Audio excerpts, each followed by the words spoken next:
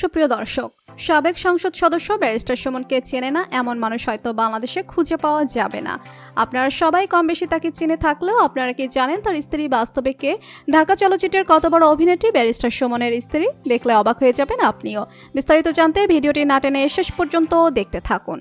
একটি সাক্ষাৎকারে ব্যারিস্টার সুমন বলেন, আমি এতটাই অসহায় ছিলাম যে আমার বাবা যখন মারা গিয়েছিল তখন দেশে ফিরে আসার জন্য আমার টিকিটের টাকাটাও ছিল না। তখন আমি আমার বড় ভাইকে ফোন করে বলি, আপনি আমাকে বলুন আমার বাবার লাশটা এখন কোথায় আছে।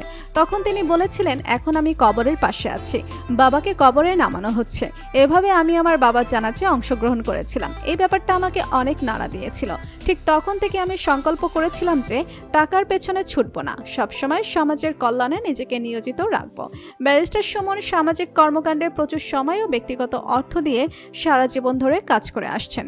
তার গ্রামের বাড়ি চুনারুঘাট উপজেলায় নিজস্ব অর্থায়নে 40টিরও বেশি কাঠের ব্রিজ তৈরি করেছেন, একটি ফুটবল ফেডারেশন চালাচ্ছেন, এছাড়াও আরও অনেক কিছু। অপরদিকে সবকিছুর পেছনে সহযোদ্ধা হয়ে সবসময় ছায়ার মতো পাশে ছিলেন ব্যারিস্টার সুমনের স্ত্রী। ব্যারিস্টার সুমনের স্ত্রীর নাম শাম্মী আক্তার।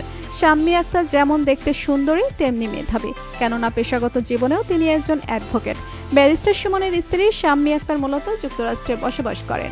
ব্যারিস্টার সুমনের স্ত্রী তার 2 সন্তানকে নিয়ে সেখানেই বসবাস করেন। স্বামীর নির্বাচনের উদ্দেশ্যে তিনি দেশে এসেছেন। নির্বাচনের সময় ব্যারিস্টার সুমন হবিগঞ্জে 4 আসনের সংসদ সদস্য হওয়ার কথা শুনে প্রচণ্ড খুশি হয়েছেন তার স্ত্রী।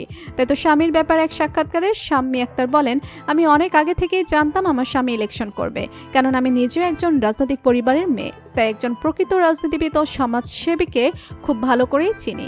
এমপি হওয়ার ইচ্ছা ব্যারিস্টার সুমনের অনেক আগে থেকেই ছিল।